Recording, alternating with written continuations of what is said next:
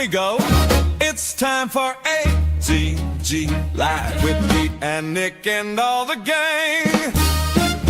Chris, Kelsey, let's go. ATG Live. ATG Live. Nick and Pete, they're on the beat. ATG Live. Kelsey's pushing buttons and flipping switches. ATG Live. Chris is in the back. ATG Live. Checking the facts. ATG Live. News, guests, and special features. ATG Live. The force is strong with this one. The show that gives you everything you need. ATG Live. If you can take it. ATG Live. The show you didn't know you needed. But now that you have it, you can't live without it. ATG Live.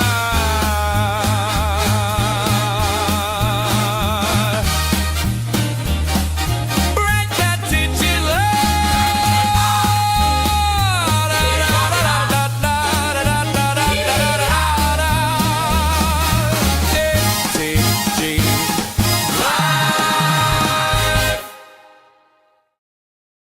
Well, welcome to ATG Live, your Thursday night home for everything Star Wars, news, guests, features, all that stuff. We got a little bit of a new theme song, a new theme on the screen.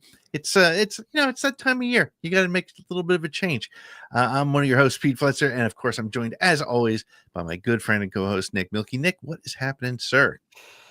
I mean, I'm coming off the Halloween candy sugar buzz from last week. Today was my last day of work for the week. We're going camping this weekend, so I feel like I'm in like just be crazy mode. And then I get hit with this magnificent swing beat, so I have to do this thing. I have to dance like this, my fingers pointing in the air. It's a good night to be hanging out and talking Star Wars. And we were off last week. We've kind of settled into most of an every other week mode. We're gonna screw that up next although week. we're going to blow that out of the water and go 3 weeks in a row. But hey, we're here. We're hanging out and we're having a good time. So I am excited to be here and I'm glad as always to see you. Absolutely. And we have a great guest tonight. Nick, tell the people who we have with us tonight. We have with us tonight one of our favorites. We have had him on our show several times. We've had the privilege of being on with him on Coffee with Kenobi. We have our good friend DanZ. We've talked about it before. Dan lives in the part of the country that I was born in and grew up in for a short period of time, where my family still lives. So the first time I ever got to really meet Dan, I got to meet him in person at a coffee shop, and we got to hang out, and he told me a million amazing things about Coffee with Kenobi. I mean, Coffee with Kenobi / DanZ. It actually happened.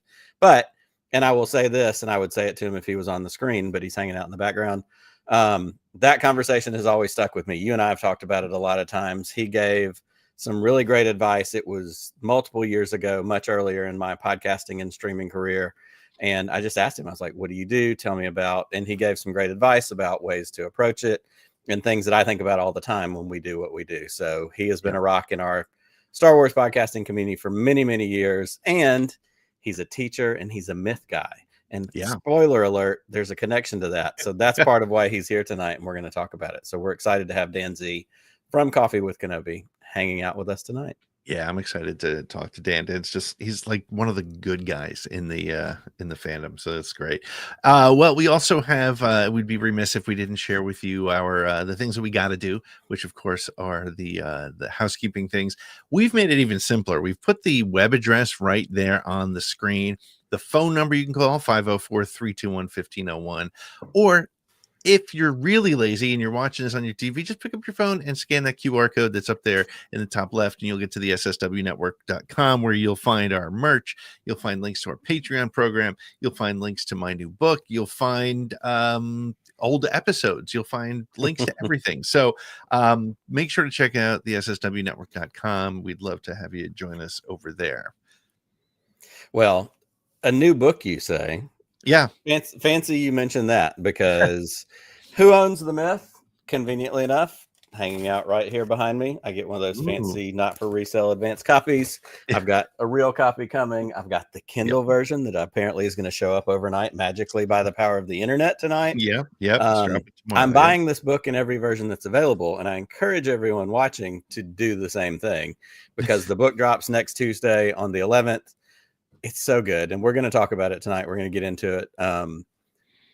I really encourage everybody, if you love Star Wars, if you love the idea of myth, if you love pop culture, like this is a book that's for you. And you don't have to be a hardcore Star Wars nerd to connect with the theme of how we feel about the things that are important to us, and the way something like Star Wars or Lord of the Rings or Harry Potter, whatever the thing is that speaks to you and creates a mythological structure in your life. This is a part of that story. And, you know, Pete's happens to be framed in reference to Star Wars, but you could apply that lens to anything.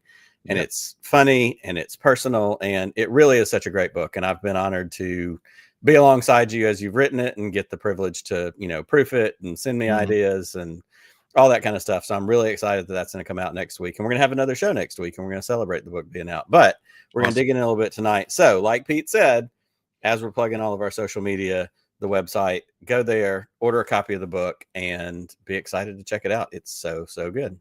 Awesome, man. Thank you so much for saying that.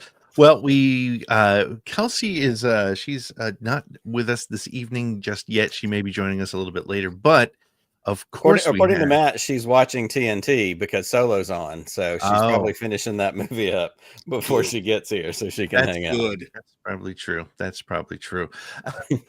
But Chris is with us. Chris, how are you, man?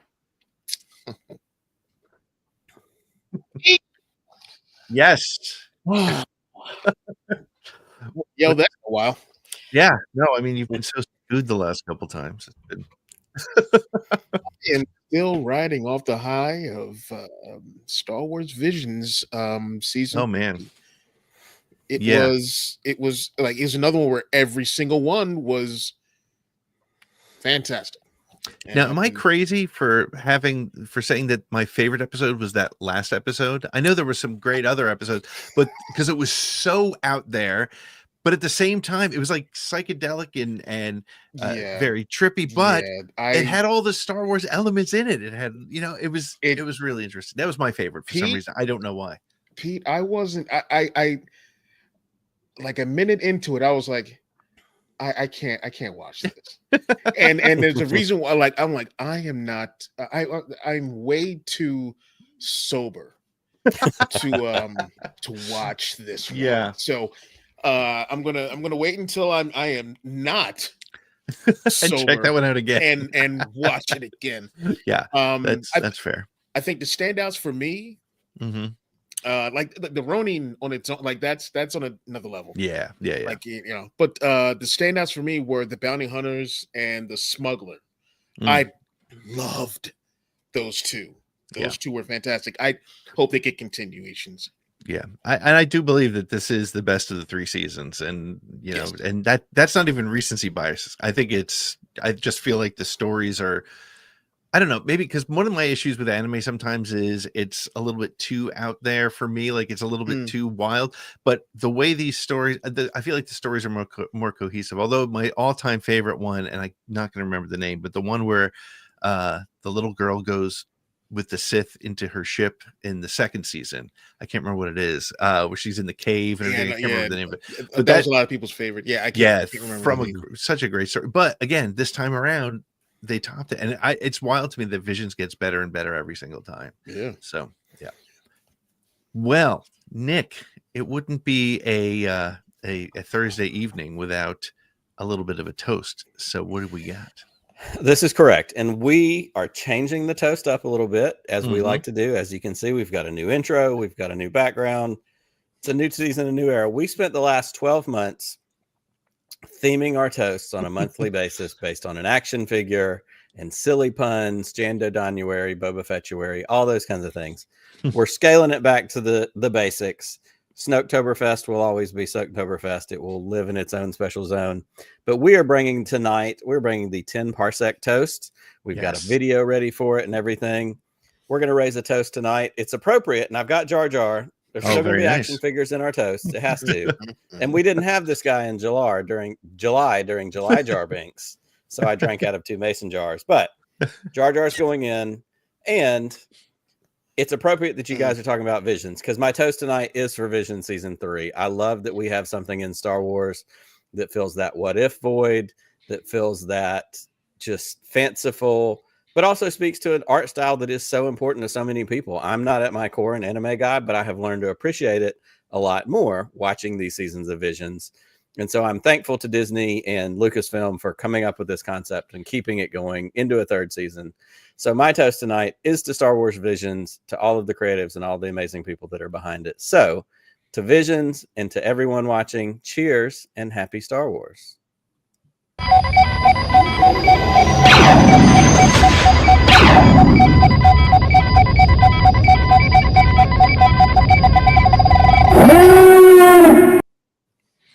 It doesn't matter what's on the video, he can still do it. He can still. And honestly, I feel redeemed because the last week of Snowtoberfest, I kind of fumbled a little bit there at the end, but we're back, baby. That's quite all right. Well, we are going to take a quick break so that we can get to our wonderful guest, DanZ. And we are going to also, we'll have our news game a little bit later on in the afternoon, in the evening, afternoon, whatever. I don't even know. We're going to take a short break. And when we come back, we'll be joined by DanZ.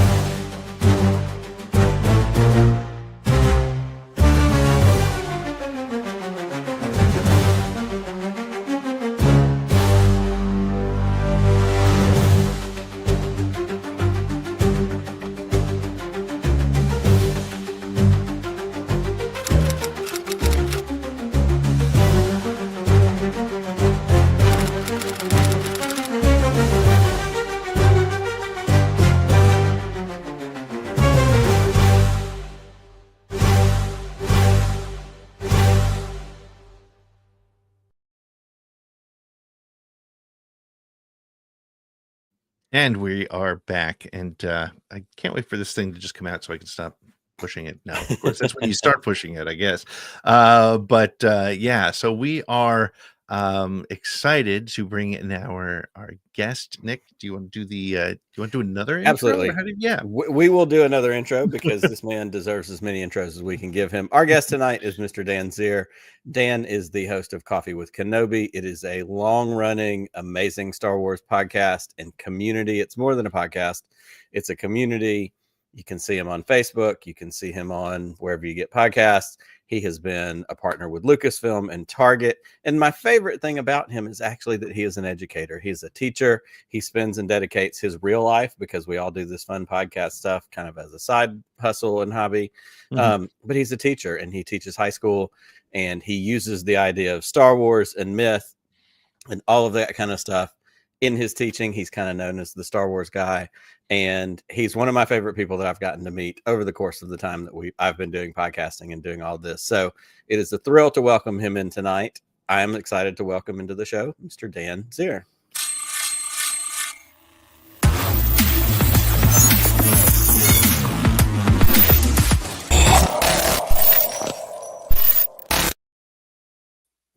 There he is.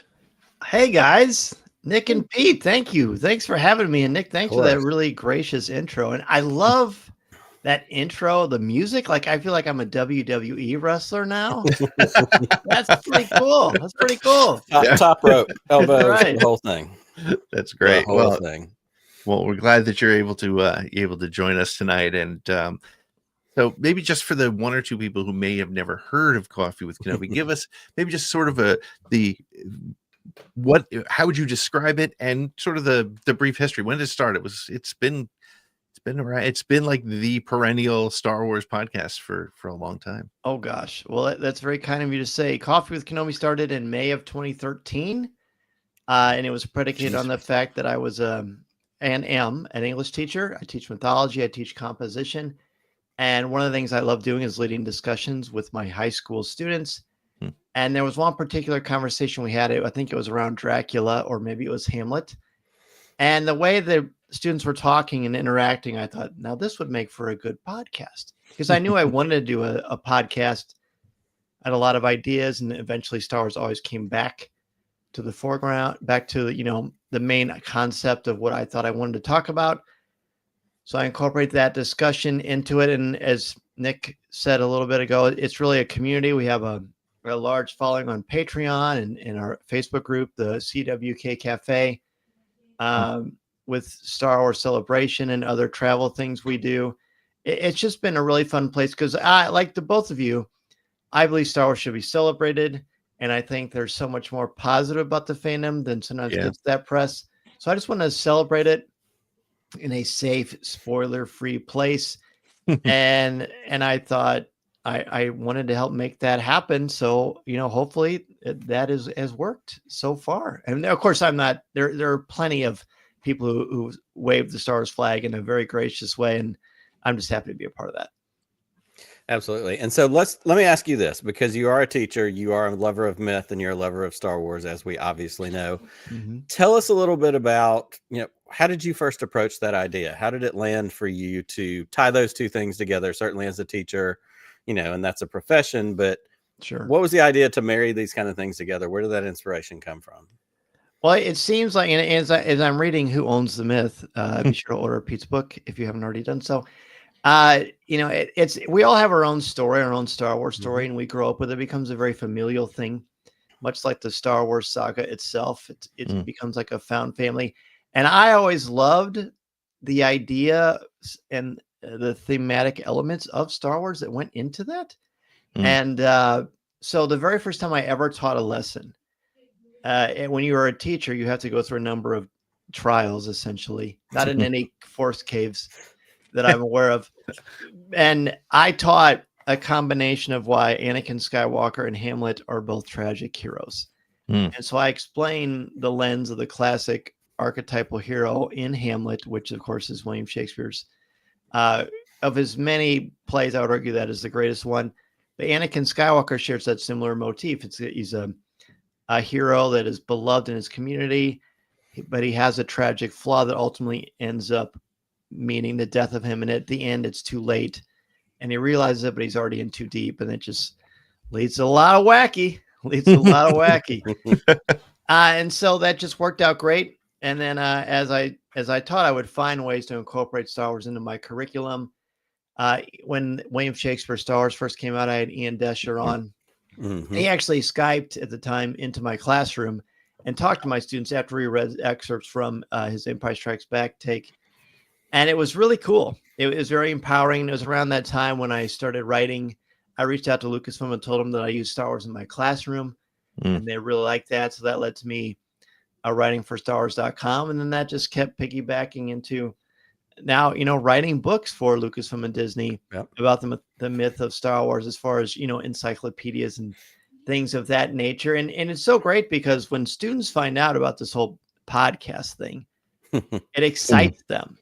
But the only thing I care about with that, and I mean this from the bottom of my heart, is I want students to see that, look, just be yourself, work really hard, don't take shortcuts, and who knows what kind of paths can open up for you. You have that ability to do that.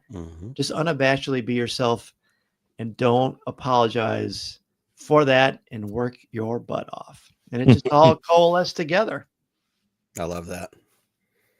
It's fantastic. That's and again, it's funny because there's been this sort of, there's comings and goings of all the different podcasts, and there's very, I have to admit, there's very few that I listen to just because there's too many, and but yours is definitely one of the ones that I always try to keep up with. So just because to me, what's so important about the way you have, and Nick you sort of alluded to this a little earlier about how you stay out of the fray, and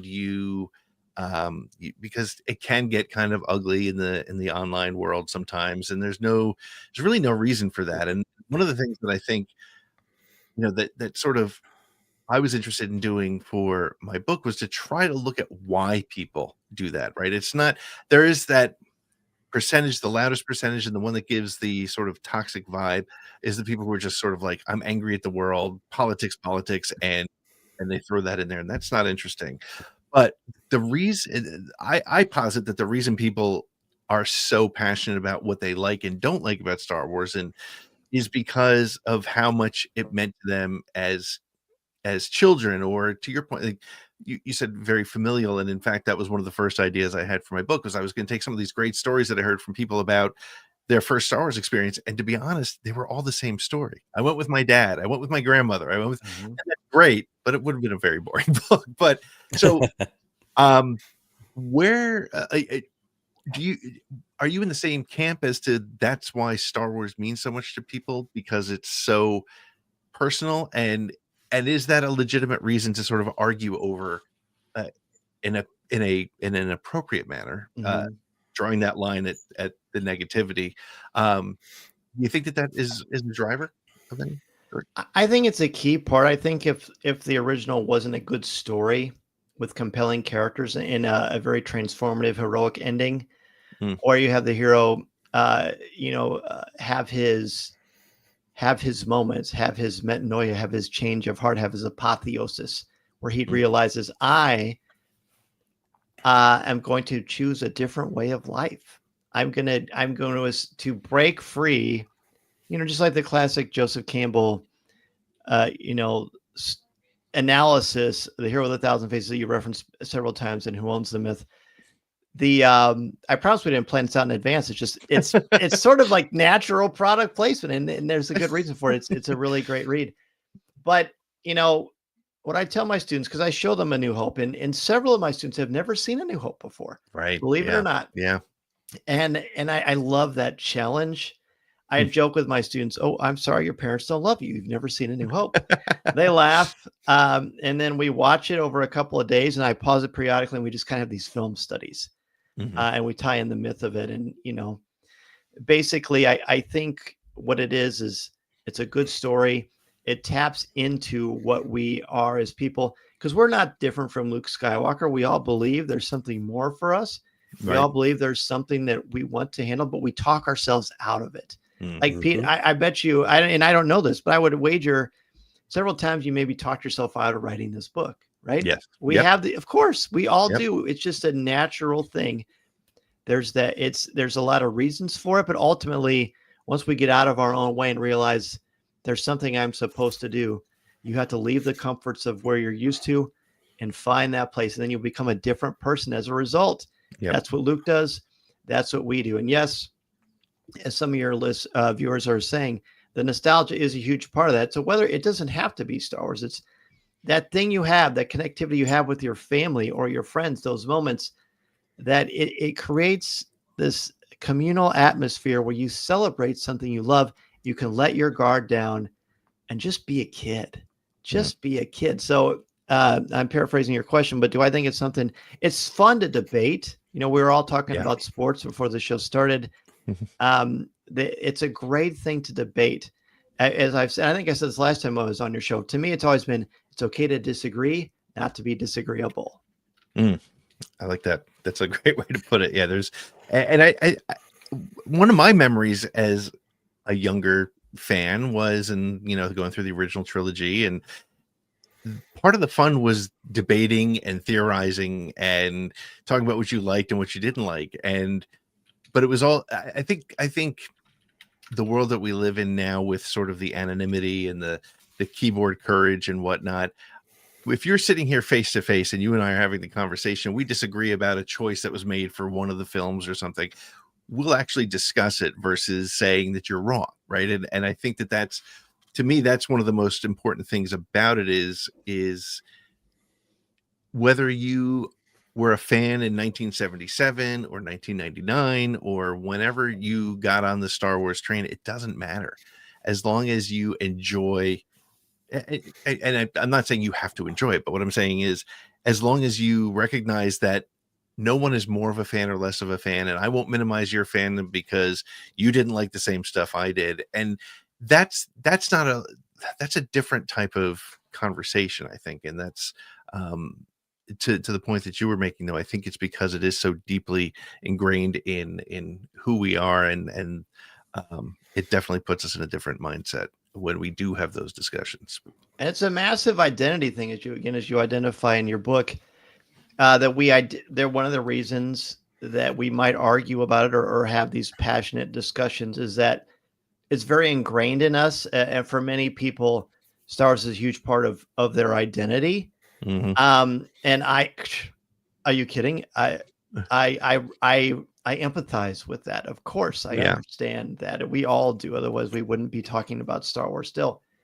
And I think there comes a point where you have to decide, what is this for? What is this about? And that goes with anything, Mhm. not just Star Wars. It's, ultimately what I care about is that I like the discourse. I like the dialogue.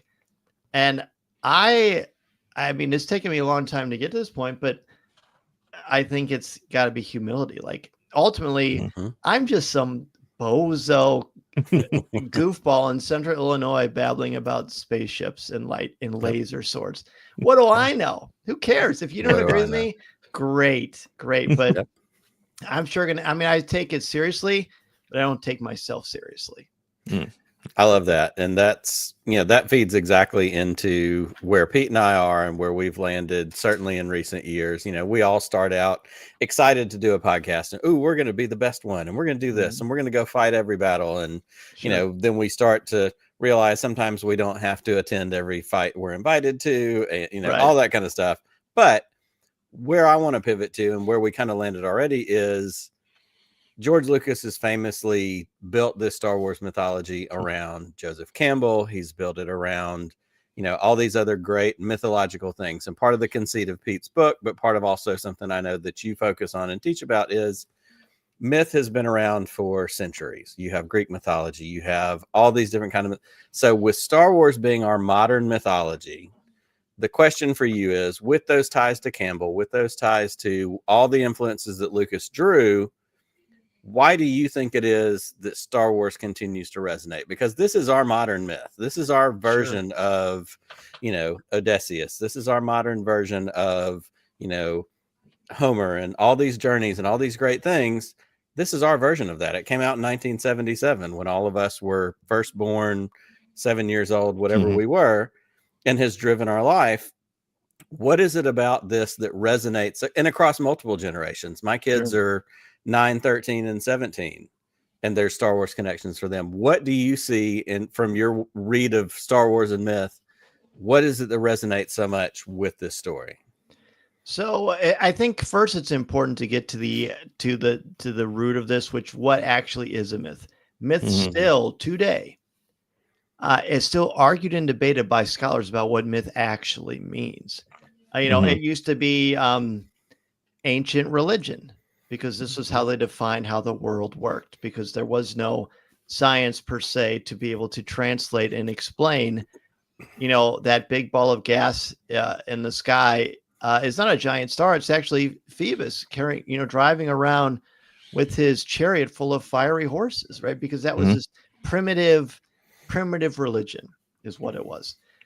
Myth at its core, comes from the Greek word mythos, which means myth or story. A myth is a story. My students say, "Hey, I love the movie Happy Gilmore." Well, that's a myth. I don't know if I could glean as much out of it as I have necessarily other aspects of Star Wars, but that is a myth. So for a myth to last, it has to have significance and it has to have staying power. Okay. To be significant means it's important, because a good myth, one that stands the test of time, should be and is a two-way mirror where we are reflecting what our culture is like, what we care about, what we believe as people through the story, and the story becomes what we are, and it just continues to feed upon itself. A great example of that is Toy Story. At the end of the day, Toy Story is about two people from very different backgrounds, very different cultures, very different ideals, but they find out they're more than a cowboy and a space ranger. They're just two toys that get along and they're friends. And it doesn't matter where they came from. And that's a beautiful thing. That is the power of myth. So Star Wars permeates that across generations, because, we grow up with it. We pass it on to our kids. Their kids pass on to their kids. And it doesn't hurt that it's in every grocery store aisle or Target or Walmart. And that we've got stories that continue to reinvent themselves. You mentioned Star Wars Visions. You got the Young Jedi Adventures. You got the animated stuff. You got the Disney Plus stuff. You've got the films themselves. You've got plenty of books. Star Wars is a story that is perpetually told and retold in very, very different ways. And as long as those stories exist, so too will the myth of Star Wars. Because the myth of Star Wars, and Pete addresses this a lot as well. I should have charged you for this, Pete. Yes, no kidding. I'm sorry. No, it's easy to tell the truth. This creation of Star Wars is a story in and of itself. Yeah. That is a myth. Myth doesn't necessarily mean false or untrue. Myth means it's a story that has been told over and over again, and there's something in it, something about it that people want to learn, want to experience. Right. And because Star Wars, there have been plenty of other wonderful things that have happened in the world of popular culture since then.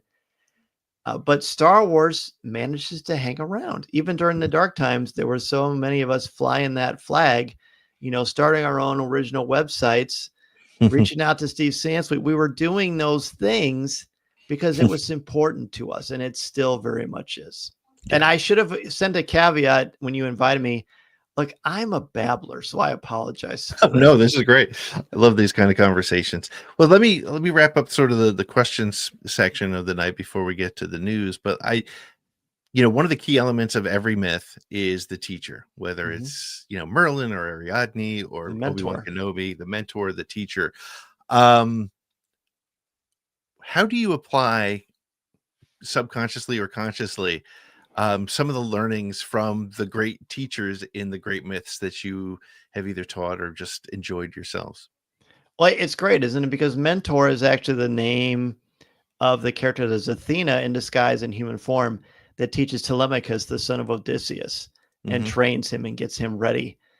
And so one of the biggest, mentor figures that people relate to in my classes over generations, I've taught for over 20 years, is Uncle Ben. Uncle Ben to Peter Parker with great power, and I don't even have to finish it. Every one of my classes comes great responsibility. Yep. And then of course he dies. Why does the mentor have to die? Well, the mentor has to die so that we can die to ourselves and realize we are vulnerable. There's that initial moment where you think, oh no, I can't do this on my own. But then you realize you must, because you must go on, mind what you have learned, help you it can. And you go on to that. So it's really great to talk to them about who are mentors in their lives, because again, you are the hero of your own story. You decide how you want to tell it and what's going to happen in it, whether it's a teacher, whether it's a coach, whether it's your parents, an aunt, an uncle, a grandparent, whatever. And what are those mentors in the stories that you love? Because we watch A New Hope, we analyze the hero's journey, and then I let them pick a story of their own, whether it's from a graphic novel, something streaming, a film, what have you, a video game, if that is their proclivity, where they can take a step and look at who are the mentor figures and how do they impact, and of course, Obi-Wan Kenobi is one that I like to talk about a lot, just because I think he does fit that Merlin archetype so beautifully, all the way to giving this enchanted sword to his hero. Yep. Mick from Rocky. I'm by the way, we're not commenting on these comments, but there's some great comments that you all are posting. Keep them up. We are definitely watching them. Yes. Yeah, absolutely. Well, we are going to take a quick break. I'm sure we could continue talking about this for hours just because we're in that same wavelength, but we want to be respectful of your time. So we're going to take a break. And when we come back, we are going to do our little news game and go through some of the headlines of the week. So we're going to take a quick break and be right back with more ATG Live and DanZ.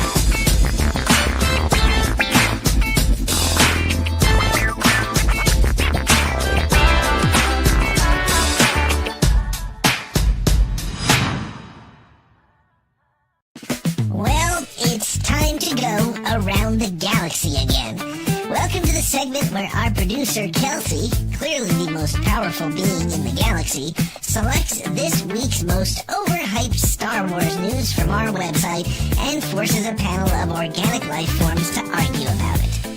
Loudly. For points. That she gives out. However she wants. This makes no sense to me at all.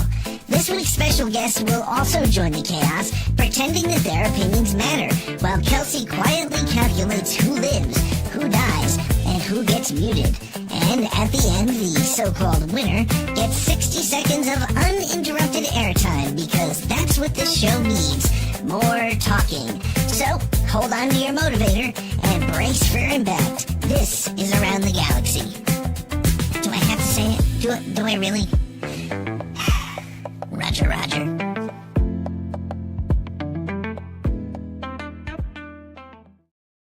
Well, I am clearly not Kelsey, right? Go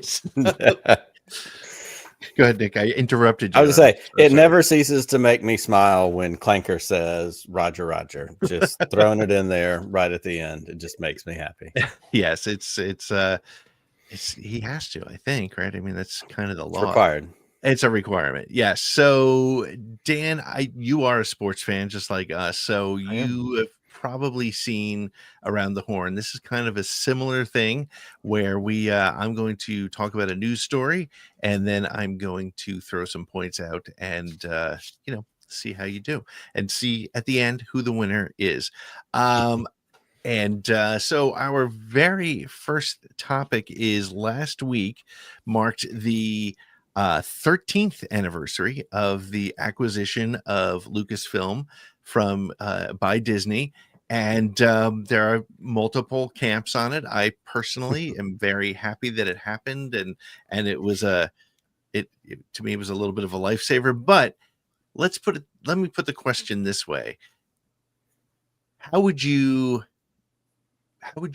rate, or how would you speak of the last 13 years since Lucasfilm has been owned by the mouse? I'll throw it to you first, Dan. All right. If I was going to do one word, and this is more of a PTI thing than Around the Horn, I would say it's vibrant. I would say it's been vibrant before Disney acquired Lucasfilm. And I remember that moment sitting at my kitchen table. I remember celebrating loudly that it happened. And my future wife at the time, looked at me like I lost my mind, because before Disney acquired Lucasfilm, we had a bunch of parodies, Family Guy and Robot Chicken, and those were fine. They're fine, but I don't, as I said, I don't necessarily take myself seriously, but I take Star Wars seriously, and I wanted the show to go on. So the fact that not only were we going to get Disney, who has this massive marketing and merchandising machine that tells good stories, we're also going to get episodes 7, 8, and 9. And that was just so endlessly exciting.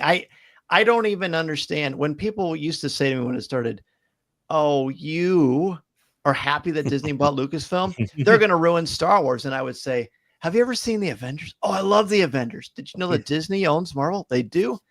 Exactly. Exactly. There are good stories to be told, and Disney has, because the answer to all of your questions, what happened, is money. Money is what is putting more Star Wars into the zeitgeist. So keep it coming. Oh boy, I am so happy about it. I love that. Chris, I've heard your perspective in the past, but how do you feel since your initial reaction 13 years ago? How do you think it's been managed? Give me all, just, like I said all the time, give me all the Star Wars. But when it first happened, Pete, Nick, as you know, when I got the news, I was like, oh, I like Dan saying, I was one of those, oh no. Like, oh no, because that seemed to me like the worst case scenario kind of thing, because I've seen what happens when Disney buys up a property, and then after a couple years of it being really good, they don't know what to do with it, and they let it fall to the wayside. And I was like, this is going to happen. This is going to happen. And then it took a bit, and yeah, the whole Marvel thing came into effect with it. I'm like, well, they're doing good with that. All right, I'm like, I'll wait and see how, like, the first thing that they do, I'll see how that goes. and that was Rebels, and they they passed with flying colors, and it's been amazing ever since. But yeah, for the most part, for me, it's been amazing. There's not one project that I've hated. I have my reservations with how they handle certain characters. Don't get me started on the Boyega thing, or how they handled the backlash on certain projects and whatnot, Sure. and how they didn't really come to the defense of a lot of these characters or the projects. Acting like we need a second season, and it's sort of like what they're doing now with their kind of like reactionary planning for projects and things like that, and sort of letting the creativity flow and get out of the corporal mindset, and and let the creators take over. Like it would, but you can't do that in this business. But for the most part, absolutely, I'll give it a 95, and that 5% of the not having the backs of different actors and projects and things like that, like they should have. But yeah, they've been doing, to me, I'm doing a great job, except for like a few exceptions. Fair. Nick, how about yourself?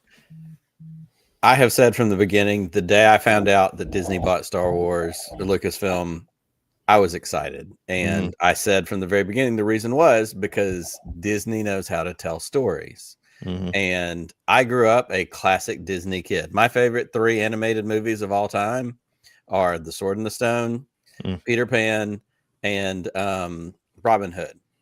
Those 3 movies, that's my childhood. I grew up watching those movies. I love those movies. They're still some of my favorites. I've shared them with my kids.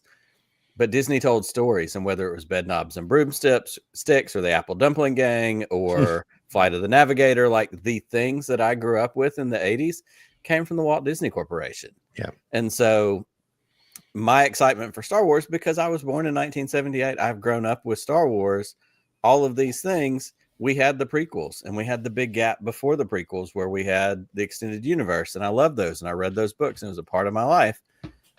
But then we had that gap. And so to know we had these other stories coming and somebody else was going to be driving this was very exciting. And then again, we say it all the time. If you told me as a kid I was going to get a Boba Fett show and an Ahsoka Tano show, which I didn't know who Ahsoka Tano was, and didn't know it would become a character that I dearly love because it was somebody newly created. But to know that, like, yeah, you'd get 2 or 3 Star Wars TV shows a year and you'd get anime, like, that wasn't something that was an option when Return of the Jedi ended in 1983 when I was a kid, and I went, that's it? Like, where's the rest? I want more. So was a big fan, continue to be a big fan. Are there bumps along the way? Of course there are, because as Dan said, it's money, it's a business. It's going to be something that's not always going to click or hit for everyone, but that's okay, because I don't have to watch everything that they put out if I don't want to. I'm going to. Right. And I don't have to like it. And some of it I may not be as big of a fan of, but I'm going to watch the things I love. I'm going to watch the things I love again. And the things that aren't my favorite, that's great. It's somebody else's favorite. And I don't have to crap on that at the end of the day. For sure. Well, let's keep the topic of storytelling. Aaron Pierre recently was talking about his excitement for being in Starfighter. We saw him listed among the early cast, and now he seems to be talking a bit about it. Nick, I'm going to stick with you. Aaron Pierre is not a household name necessarily, but he is a known actor. Mia Goth is, again, not known by everybody, but a famous actor. And of course, some guy named Ryan Gosling in the lead is a fairly well-known actor. What are your thoughts on, one of the things that made Star Wars unique back in the day was that it was mostly unknowns. Now we're seeing, sort of started with Woody Harrelson, and since then we're seeing a little bit more and more of known names in Star Wars. How does that impact the story at all, if any? I think for fans of a certain age, like the 4 of us, I think that, we were, oh, wow, we got to know who Mark Hamill was. You may have seen, Corvette Summer. You may have seen a little bit of something, but otherwise, like, this is what brought Mark Hamill to you. This may have brought Carrie Fisher to the forefront. We have this thing. We live in a different world now. Social media introduces us to more people. The options that are available to us, whether it's streaming, whether it's channels, whether it's just the absolute deluge of entertainment that is constantly available. there's somebody who loves Aaron Pierre. And was Aaron Pierre in Bridgerton? Am I right about that? I think that's what it was. Yeah. So one of his, there's a whole core of Bridgerton people that may come into Star Wars because he's in this and he's their guy. It's great. There are not a million actors that are going to take me out of a Star Wars. I'll be perfectly honest and say the Jack Black and Lizzo moment in Mandalorian season 3 was a little bit of a, they're a little too, I know them from 15 other things but at the end of the day, I went, but that's fun. And Star Wars is also fun. So I'm fine with it. I hope that he does a great job. I love that when we give actors, and my biggest thing with Star Wars actors of any kind is give us the ones that are excited. And he says in that thing, he said, I'm ecstatic. I'm over the moon to be a part of this. We talked about that with John Boyega, Force Awakens. And he was like, holy crap, this is a Millennium Falcon. Like that was a big deal to him. So when we have anybody creative who's participating in Star Wars and they're excited to be there, that makes me happy because they're going to put more into it than somebody who's just cashing a check. Absolutely. Dan, what are your thoughts on bigger names in Star Wars? I think it's fascinating because I think a good actor can transcend their persona because we have that parasocial relationship where we think we know them because we've seen them on our screens or in magazines, what have you, but we don't know them. They're professionals. That's their job. And much the same that I'm a teacher or what have you. And Aaron Pierre, I've never seen Bridgerton. I don't know if that's necessarily my cup of tea, but I know he's going to be in Lanterns. Yes. And I'm more excited about that than him in Star Wars, just because I love what James Gunn is doing with the DC universe. But if you've got a talented actor who wants to be in Star Wars and he's young, he's good looking, he's got the chops, bring it on. This table's huge. Come and join us, my friend. I can't wait to see what he does in this film. It's going to be a new direction.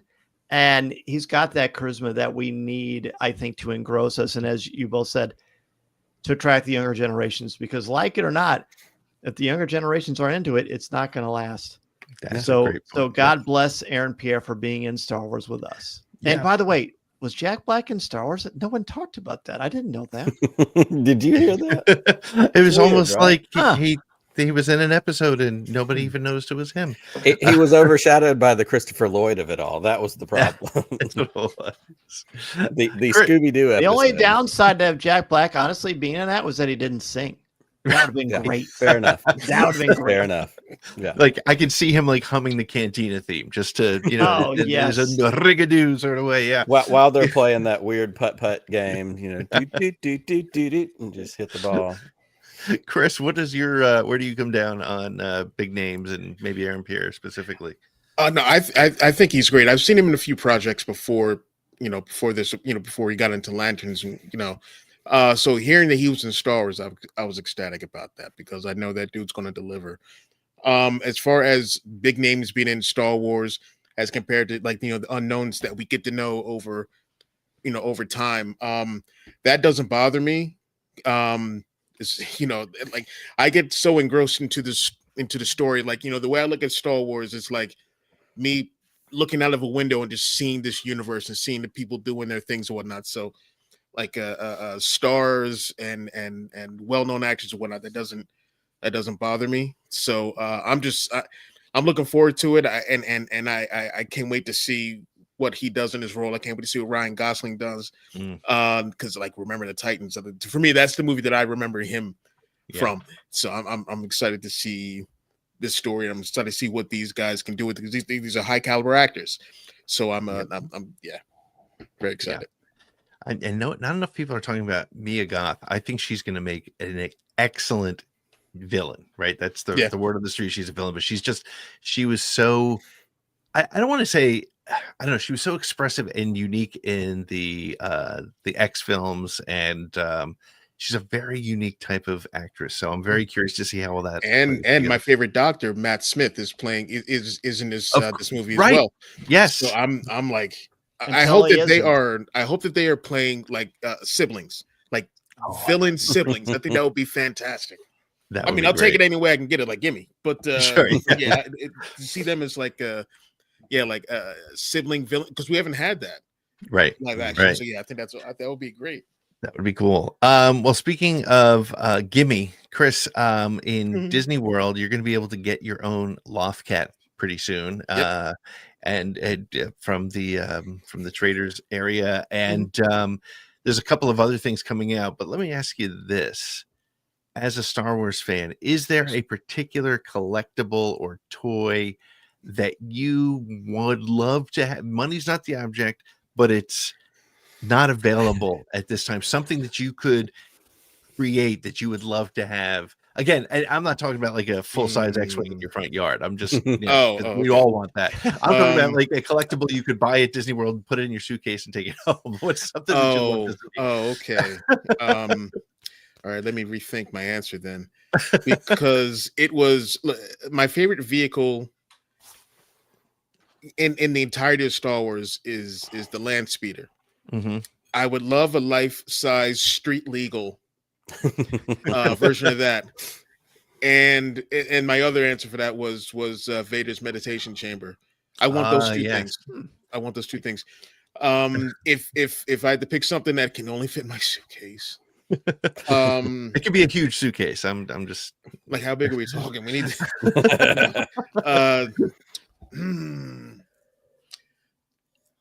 wow. I mean, it's going to be a lightsaber hilt. I mean, I'm sorry. Nick already has the one that I want, but Kanan's saber. Yep. Man, I don't know. All right. There's two Kanan sabers on this. I just want those two huge things. I need a land speeder, and I need a meditation chamber. I'm going to give you a meditation chamber, and I bet you, if when you win the lottery, if you call our friend Tom Spina, he'll make one for you. Oh, that's right. Tom will hook you up. That's right. Dan, what about yourself? Any sort of collectible you'd love to see that they're not making right now? Okay, so first thing, I just want to say this Loth Cat, I'm convinced that, like Chucky, that thing will come to life in the middle of the night and kill me. Have you seen mess the you up. face? Oh, yeah. Look It's at got the murderous face. tendencies. Yeah. Yes. I had it ready, and then you said they're not but they're not currently making, because that 1/1 scale Home Depot R2D2. Are you kidding me? Yeah, that thing is tremendous. That's the one I would actually want. But I'm having some nightmares. But no, I there's think some dead eyes in there. Oh yeah. I think never mind. I'm going to stop. I would love to get the Han Solo and Carbonite. They've had different iterations of that over the years. It's very, very expensive, but I just can't think of a more fascinating collectible that's also kind of got that in-world application, because it was Jabba's, favorite collectible.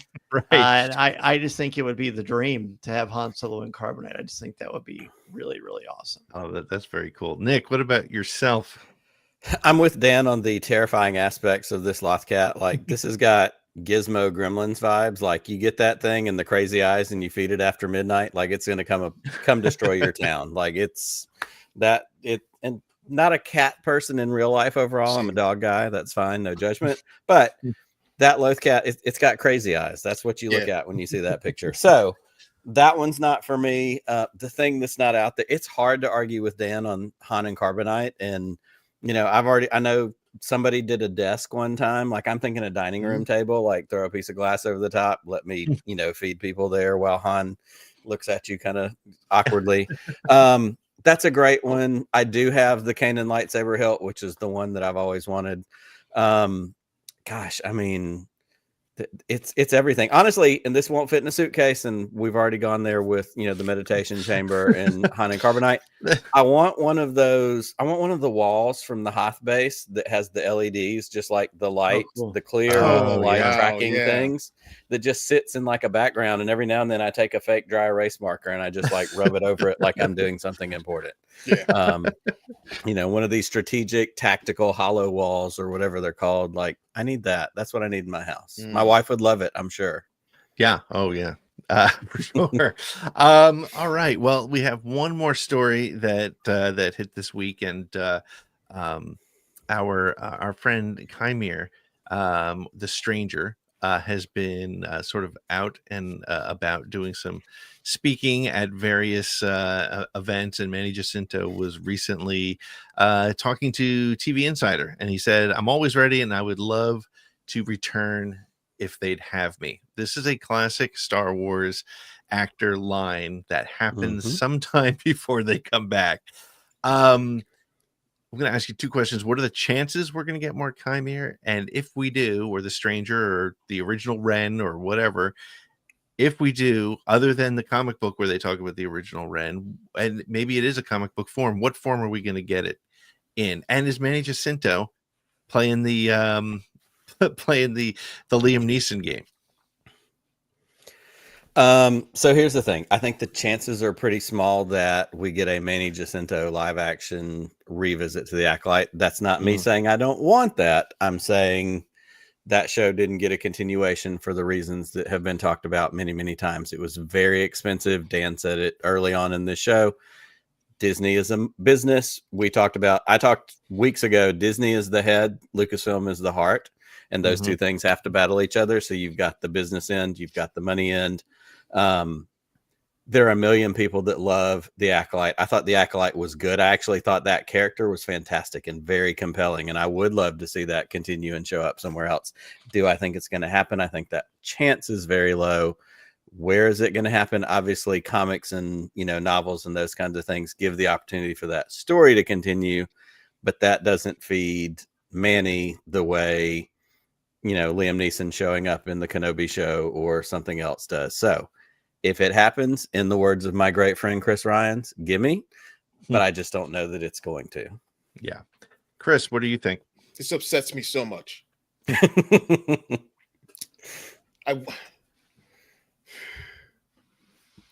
want this to happen so badly. That is, I thought the Stranger and Chimere, I thought that was a great character, and adding in, like one of the things that I thought was that this could be the progenitor for the Knights of Ren. And I think that's great. So much great storytelling was, you know what? Go to Dan on this one, because I'm just going to go on a rant. Just think, oh my God, he left so much money on the table. Stop me, go. What do you think then, Dan? Even though I don't have, it's not the right segment, I would like to toast Chris for, even when he's gone rant, he's still got the best smile in fandom. 100%. He does. God bless him. 100%. Okay, do I think Chimere will show up in Star Wars? Will Manny Jacinto show up again in Star Wars? Expectation without regulation equals fan constipation. That's what I think. I don't really speculate on Coffee with Kenobi because I ultimately end up getting disappointed. Yeah. And that probably says more about me than this anything at all. I don't think it's going to happen for a long time. Maybe a non-live action, maybe a comic book, maybe another novel, something like that. I think, one of the people who didn't love the Acolyte, but for story reasons specifically. And as a pretentious English teacher, I could go on and on about that, but I will spare you because my opinion really doesn't matter all that much. I hope it happens for people who love the character, because as one of you said earlier, just because everything comes out doesn't mean I'm going to watch everything. Yeah. But how would I not give it a shot? If they can tell a story that's well told, and if he can get back in the gym and work on those pipes again, let's do it, man. Let's do it. To me, it has to be about the story. It has to expand upon the narrative and the mythology. And if you can do that and do it in a way that isn't steeped in fan service, but actually has a story that needs to be told, then let's do it. Do I think it will happen? Probably not. Probably not for a while. Yeah. This is one of the few that I'll answer as well. I don't think it's going to happen anytime soon, but I would love to see sort of a Knights of Ren origin story, pull from some of the canon that's been put into the comics, and would love to just see that, because to me, and I used to say it about Darth Maul until he became one of my favorite characters because of his rebirth. He was one of the most wasted villains ever in movies until they did more with them. Same thing with the Knights of Ren. They were so cool. They had like all this opportunity, and in the films they didn't do much. So let's bring back Manny to show us the origins. Again, to your point though, Dan, it's not just because we want to see the cool armor and the great acting. It's got to have a good story, and it's got to matter to the myth. So I think that's really great. Well, the final score is Nick with 24, Chris with 26, and Dan with 29. So, Dan, you can talk about whatever you want for the next 60 seconds. What are you up to? What's coming up on Coffee with Kenobi, maybe? All right. Well, hey, I think that was pretty touch and go. I had a great time chatting with you two about this. Look, on Coffee with Kenobi, this is the podcast where think of when you walk into your favorite coffee shop, like Nick and I did in real time at one point many moons ago, and you talk about Star Wars. It's intelligent conversation with a splash of humor. We try to look at all parts, all aspects of Star Wars, whether it be games, comics, the run. I'm very biased towards Disney because I worked there many years ago as a cast member. I love Star Wars Galaxy's Edge. I think they do amazing jobs. I'm very looking forward to Star Wars Celebration, which will be here sooner than we know. Yes. So there's a lot of opportunities to kind of add to our proverbial Star Wars soup and add the spices that make this galaxy such a great thing. If you are interested in my writing, you can certainly find the books I've written for Lucasfilm, the Star Wars book, Star Wars Character Encyclopedia, Star Wars I'm Your Father, and the Star Wars Encyclopedia updated and expanded edition anywhere. You can also find, if you like the Fan Home Build Your Own Darth Vader model kit, which is the scale, the museum quality scale of Darth Vader. I wrote all of the magazines for that. So when this thing is done, I will have written 200,000 words about the dark side villains of Star Wars. So I have been in the weeds like you would not believe, and it's been quite a ride, quite an education. And I hope you'll check it out. It's been fun to write, and the model itself is absolutely gorgeous. That is really cool. Is that the same company that did the R2-D2 not too long ago? Yes. And the Millennium Falcon. And the Millennium Falcon. Yeah. Very cool stuff. Oh, look at those guys in that coffee shop. These two guys. March 21st, That's 2022 at an actual coffee shop. Coffee with Kenobi. Kidding. Wow. Yeah. How about that? And I was slouching, by the way. I'm actually 6'4". Not really. That's great. Not at all. That is awesome. Well, it's going to bring us to our end here. Dan, where can people find and follow you? Absolutely. Coffee with Kenobi is all over social media. You can go to the website, coffeewithkenobi.com. You can join our Patreon page at coffeewithkenobi.com/Patreon.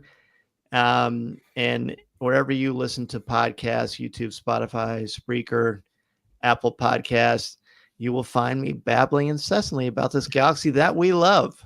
Absolutely. Yes. And love it. We do. So, Nick, what do we have coming up? We were going to the every other week, and now we're going to do 3 weeks in a row. So we are going to do 3 weeks in a row because we've got a bunch of fun stuff on deck. Most excitedly, next week is release week. Who Owns the Myth? Star Wars Fandom and the Soul of the Saga by one Pete Fletzer, host of Around the Galaxy, ATGLive, all that good stuff. Next Thursday night, we are celebrating the release of your book. We're going to talk about it. We're going to have some friends on to share with us thoughts, good times, still some things that I'm working on planning.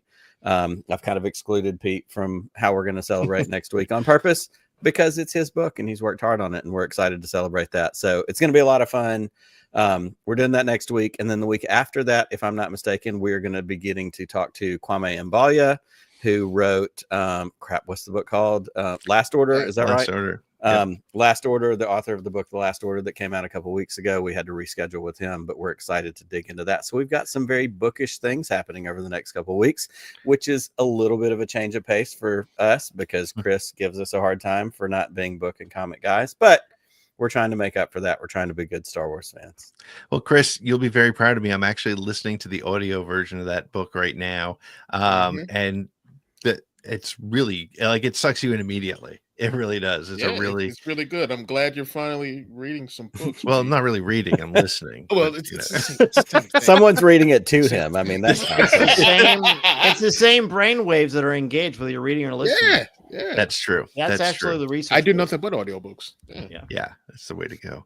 Well, guys, this has been a ton of fun, and I'm really glad that you get to join us again, Dan. It was really great to see you again, and let's do this sooner than every couple of years if we can. And Chris, may the force be with you. Always. Just one more round, friend, then homeward bound, friend. Don't forget me in your dreams. Just one more song, friend, and then so long, friend. The nights get shorter, it seems. Just one more rhyme, friend. Yes, it's a crime, friend. But you know time, friend. Time can fly. So it's good night, friend. Good night, but not goodbye.